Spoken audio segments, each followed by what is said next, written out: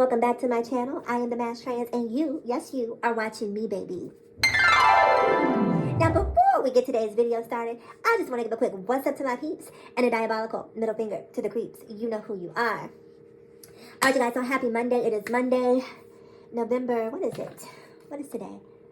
November 14th. So happy Monday. I hope your week is off to an amazing start. I had a couple of minutes free. This is my first video in a couple of weeks, so I might be a little rough around the edges just because I've been busy.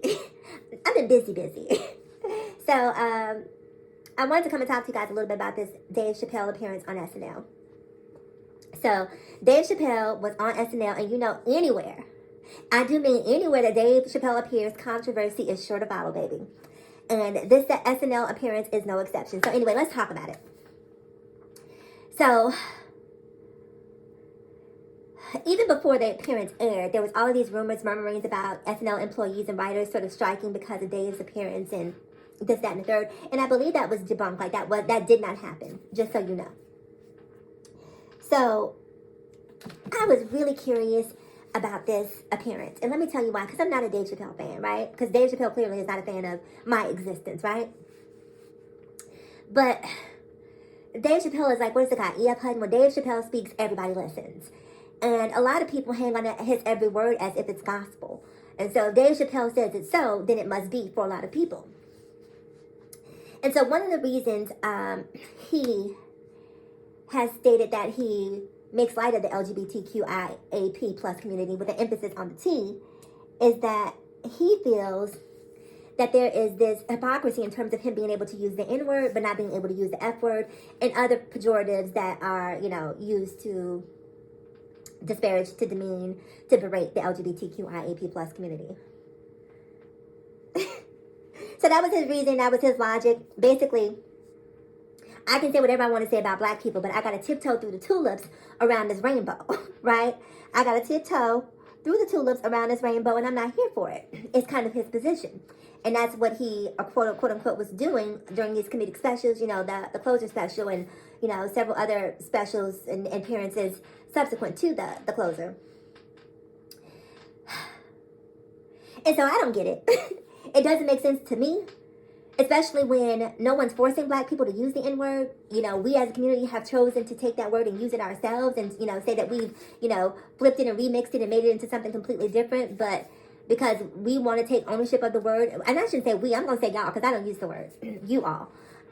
Because some of you out there want to use the word, or Dave Chappelle in particular wants to use the word in excess. He feels like, you know, if I'm able to use this word, then I should also be able to use that word, as opposed to having the awareness that maybe I shouldn't be using any of those words. Color me crazy. You know, maybe I shouldn't be using any of them. But anyway, so when I found out he was appearing on SNL, I said to myself, this is a very, very interesting time for him to appear on SNL because of everything that's been happening with Kanye, right? And, you know, they have been on Kanye's. They have been on his Jesus. They have been on, and rightfully so, right? But they have been on Kanye. Kanye has been writing checks that he knew he could not cash. And, you know, we've seen all sorts of deals and endorsements and agents. I mean, everything that you could possibly lose, Kanye has lost in recent history, even his billionaire status, right? And all of this has been a result of some anti-Semitic statements that he's been making on the continuum, completely unprovoked. Completely unprovoked. And so I was thinking to myself, so if Dave is really this champion of free speech, and I made a video about this about maybe 4 or 5 days ago when I found out he was going to be on SNL, and I didn't post it, and I hated that I didn't post it because I just wish I would have.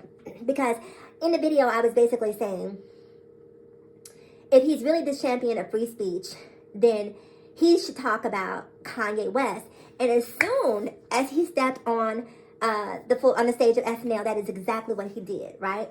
And so, even though I'm not a huge Dave Chappelle fan, I do have to tip my hat to him for at least being, you know, having some continuity in terms of what he's talking about. So at least he did do that. Now, he didn't go in. He didn't really Chappellerize the Jewish community to the degree that he's probably capable of, right? He didn't really go all in. You know, as I said earlier, he tiptoed through those tulips. But he was at least brave enough to have commentary on it. And that's what I wanted to see. Whether or not, if like again, if you are all quote unquote about free speech and you are a champion for free speech, then you need to be consistent in that. And that is pretty much what he delivered. Now, as a result of this Saturday night appearance, the Anti-Defamation League is basically on Dave's ASS. Now listen, I'm not Jewish. I'm not even religious, right? And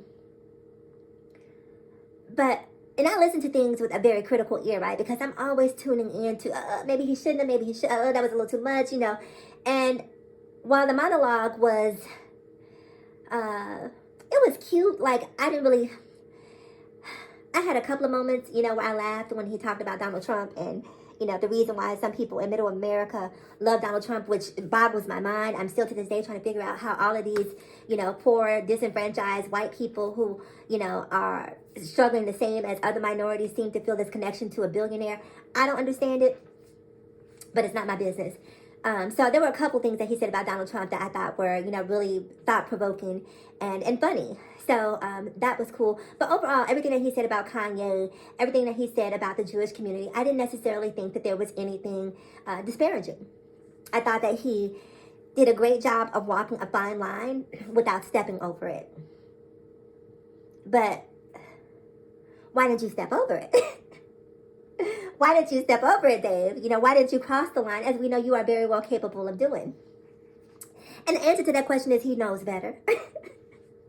He knows better. He knows that the fallout from that would have, because without even stepping over the line, there's fallout from it. So could you imagine what the repercussions would have been had he had been bold enough to really go in? Could you? So I don't know. I just feel, here's the thing. Let me say this, and I'm going to get ready to get out of here because I got some things I need to do, and I don't want to make this long video because you're busy, I'm busy, and so we need to be busy together. But I've said this once, I've said this 1,000 times. We, in this day and age, everyone is in a game of trauma wars. My trauma is greater than your trauma. And in order for us to find any sense of normalcy, any sense of peace, any sense of camaraderie, like, we have to begin to respect other people's trauma. What's that, OPT? You down with OPT?